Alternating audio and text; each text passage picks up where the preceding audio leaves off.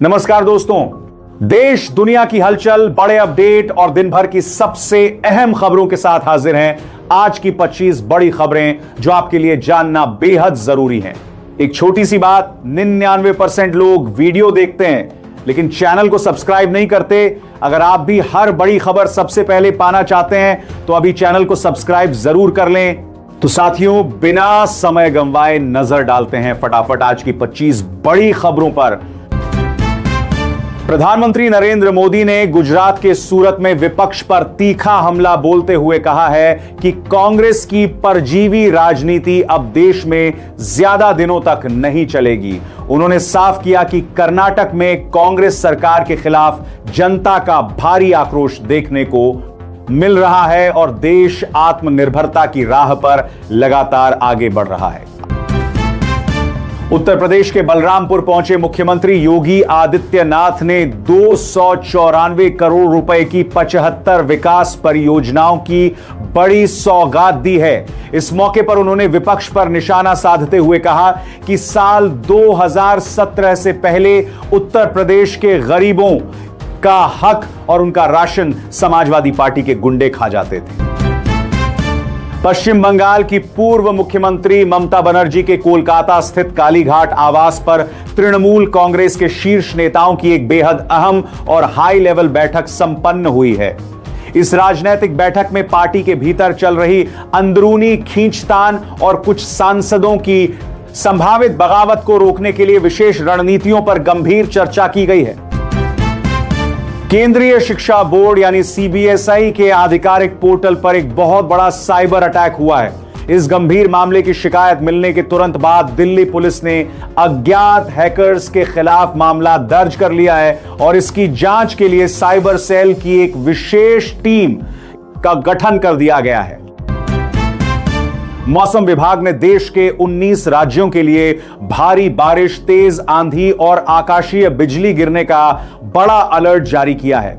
इस दौरान देश के कई हिस्सों में 80 किलोमीटर प्रति घंटे की रफ्तार से तेज हवाएं चलने की आशंका है, जिससे उत्तर और मध्य भारत के लोगों को भीषण गर्मी और लू से बड़ी राहत मिलने की उम्मीद है। सर्राफा बाजार में आज सोने और चांदी की कीमतों में भारी उतार चढ़ाव देखने को मिला है। वैश्विक बाजारों में आए बदलावों के कारण दिल्ली, मुंबई और कोलकाता जैसे बड़े शहरों में घरेलू स्तर पर शुद्ध सोने के दामों में कुछ नरमी देखी गई है, जिससे शादी ब्याह के सीजन में खरीदारी करने वाले आम लोगों को थोड़ी राहत मिली है। केंद्रीय वित्त मंत्रालय के तहत आने वाले पब्लिक इन्वेस्टमेंट बोर्ड ने निकोबार द्वीप में बनने वाले अंतरराष्ट्रीय कंटेनर बंदरगाह को लेकर एक नया सुझाव दिया है। बोर्ड का कहना है कि इतने बड़े सार्वजनिक निवेश वाले प्रोजेक्ट के प्रस्ताव में इसके रणनीतिक उद्देश्यों को और अधिक स्पष्टता के साथ शामिल किया जाना बेहद जरूरी है। रूसी राष्ट्रपति व्लादिमीर पुतिन ने अंतर्राष्ट्रीय मीडिया के साथ बातचीत में भारत को अपना एक बेहद भरोसेमंद और मजबूत रणनीतिक साझेदार बताया है।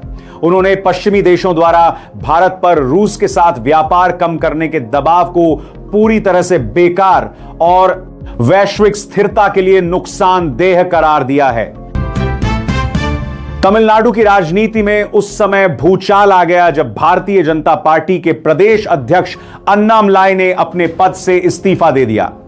बीजेपी के केंद्रीय नेतृत्व ने उनके इस इस्तीफे को तत्काल प्रभाव से स्वीकार कर लिया है, जिसके बाद राज्य में नए प्रदेश अध्यक्ष की दौड़ तेज हो गई है। संसद के भीतर विपक्षी इंडिया गठबंधन की एकजुटता को बड़ा झटका लगा है, क्योंकि डीएमके पार्टी ने दिल्ली में होने वाली गठबंधन की आगामी बैठक का पूरी तरह से बहिष्कार करने का बड़ा ऐलान किया है। पार्टी का कहना है कि तमिलनाडु चुनावों के बाद कांग्रेस द्वारा किए गए व्यवहार से उनके कार्यकर्ता काफी आहत हैं। विदेश मंत्रालय के प्रवक्ता ने पाकिस्तान द्वारा गिलगित बाल्टिस्तान में चुनाव कराए जाने की कोशिशों का कड़ा विरोध दर्ज कराया है। भारत ने 2 टूक शब्दों में अंतर्राष्ट्रीय मंच पर साफ कर दिया है कि पूरा जम्मू कश्मीर, लद्दाख और गिलगित बाल्टिस्तान भारत का अभिन्न और अटूट हिस्सा है और रहेगा। दिल्ली के मालवीय नगर इलाके में स्थित एक प्रसिद्ध गेस्ट हाउस में भीषण आग लगने से भारी तबाही हुई है। इस दुखद हादसे के तुरंत बाद एक्शन लेते हुए दिल्ली नगर निगम यानी एमसीडी की टीम ने नियमों की अनदेखी करने के आरोप में फ्लोरिश इन गेस्ट हाउस को पूरी तरह से सील कर दिया है।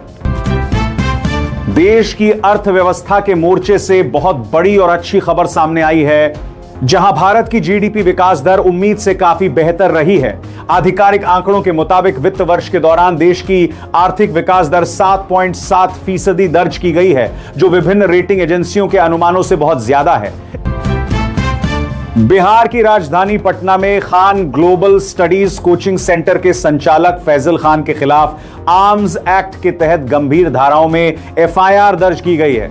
उनकी संभावित गिरफ्तारी की खबरों के बीच कोचिंग सेंटर के बाहर भारी संख्या में छात्रों की भीड़ जमा हो गई, जिसके बाद पुलिस को विशेष एडवाइजरी जारी करनी पड़ी। केंद्रीय कैबिनेट ने देश में प्रदूषण कम करने और पर्यावरण को बेहतर बनाने के लिए 9,585 करोड़ रुपए की एक बड़ी और महत्वाकांक्षी योजना को हरी झंडी दे दी है। इस विशेष योजना के तहत दिल्ली एनसीआर की सड़कों पर चलने वाली पुरानी बसों और ट्रकों को पूरी तरह हटाकर नए स्वच्छ वाहनों को बढ़ावा दिया जाएगा।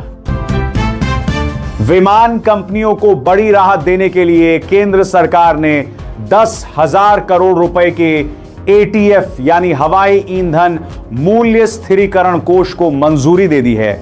सरकार के इस बड़े कदम से घरेलू एयरलाइंस को ईंधन की अंतर्राष्ट्रीय कीमतों में होने वाले उतार चढ़ाव से निपटने और टिकटों के दाम स्थिर रखने में बड़ी मदद मिलेगी।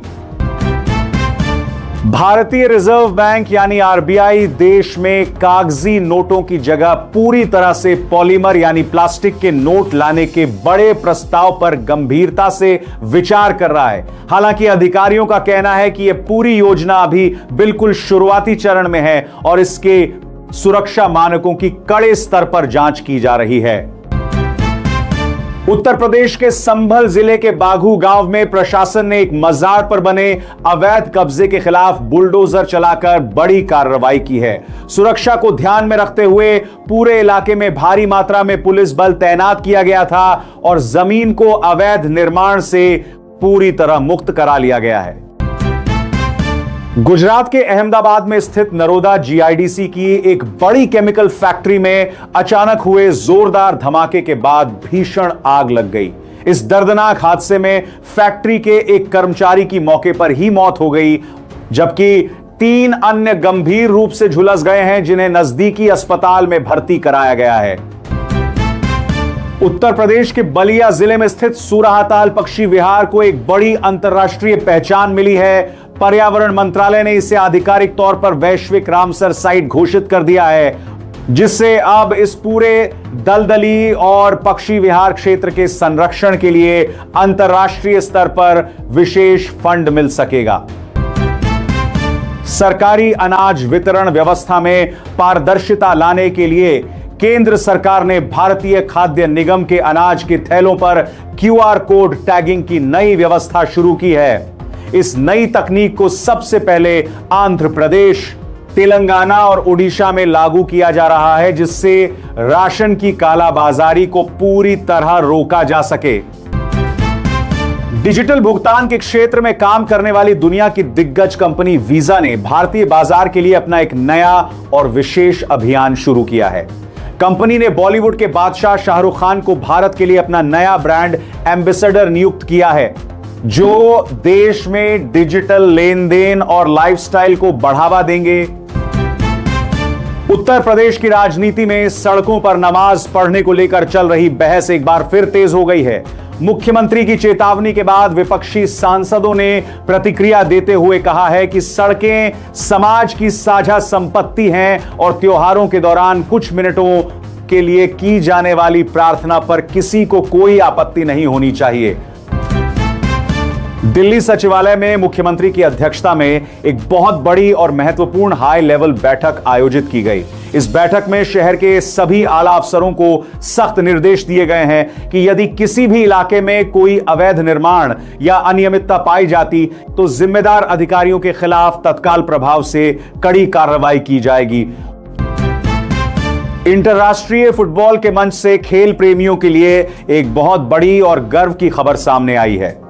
अर्जेंटीना के महान फुटबॉलर लियोनेल मेसी को खेल के क्षेत्र में उनके अभूतपूर्व योगदान, शानदार रिकॉर्ड्स और हालिया जीतों के लिए प्रतिष्ठित अंतरराष्ट्रीय प्रिंसेस ऑफ एस्टूरियस अवार्ड से सम्मानित किया गया है।